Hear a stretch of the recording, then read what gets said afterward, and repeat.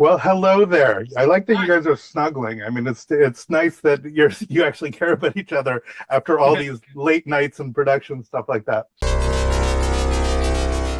Exchange. So let's talk about life underground. Let's talk about season 2 and how your characters have evolved this time. Yeah, we see them evolving in this season. Actually, I think that's fair to say.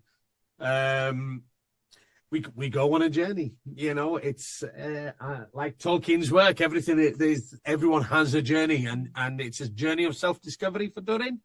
I think for us as a couple, we're challenged by the darkness that kind of falls upon Middle Earth. So it's very exciting. It's very exciting. I love shooting it anyway, and kind of experiencing it, and it's and being able to be on set and being able to share it with Sophia, who I love dearly and forever love for the rest of my life. Aww. Well, it's very sweet. Now, are you guys like mostly holed up in studios the whole time, or do you guys get to actually wander in the outdoors when they actually get flown to all these exotic locations? Yeah, they got to go to, where was it? Mallorca, was it? Tenerife. No, Fuerteventura. Was it? Yeah. And you guys were stuck in a studio. And we were stuck in a studio, Yeah. but that studio is home. For sure. We love it in there. It's good fun. Although we do go to another part. I don't know if it's a spoiler or does it show that we're... No, it does show that we're there, doesn't it? Yeah, well... In one of the trains. Let's give him a spoiler. We go to Eregion. So... we got to see the light of day. So we got to see the light of day, even though it was snowing on that day. Yeah. And we had to put ice in our mouths because... He forced us against our will. Yeah. It's actually the one time I really liked my costume. Because I'm all padded up, you know, and I've got the beard... Well, I have to say my beard is bigger than yours. Oh, I was going to say your beard's everything's bigger than mine. Let's put it that way. But the fact of the matter is, like, you know, some of us don't need as much padding if we were to play dwarves, so it's all good.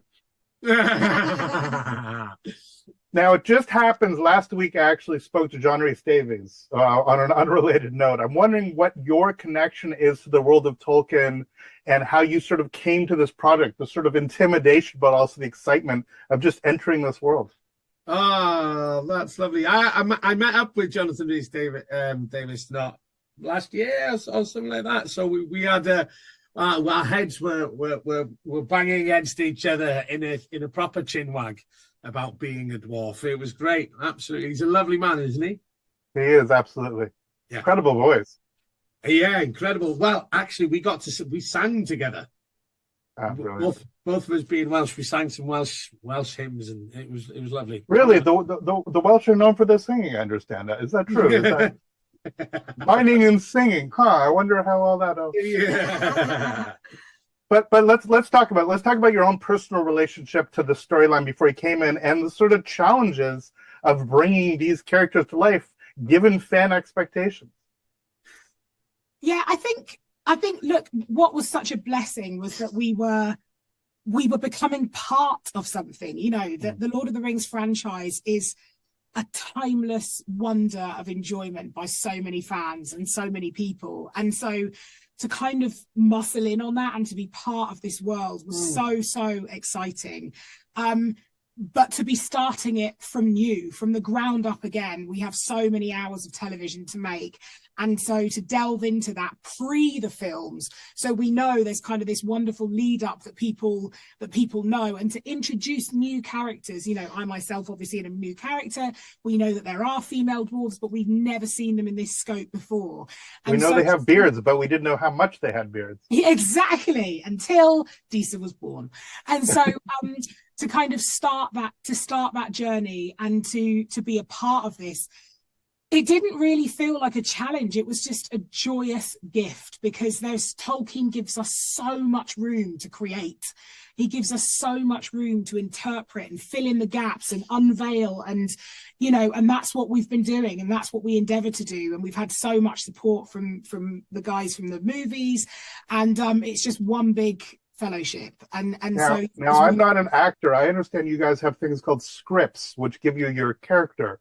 But some crazy actors go and read the Silmarillion. I'm wondering how big you guys actually dove into the lore before you actually took on your character. Are you getting it all from this particular storyline? It took me at least 16 attempts to read the Silmarillion. I found it really difficult. Brutal, you're telling me. And I tried all that types of methods. I tried the audiobook. I tried reading it with the audiobook. I tried reading it by myself. And loads. What the way? Anyway, it took a lot. But it's great to have that knowledge as an actor. The more you know about the world that you're in, the better.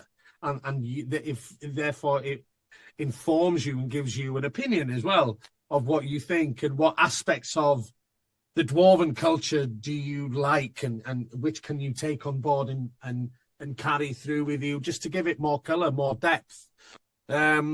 So digging deeper into the depths, as it were, not to use a dwarf metaphor. There we go. I like digging holes for myself. There you go. Speaking of digging holes, they're going to wrap. But congratulations, guys. Really love what your characters do this season. And just enjoy the ride. I know there's all kinds of drama on the outside. Just enjoy the fun. And thank you so much for your contribution to this greater world. Thank you so much. Thanks. All the best.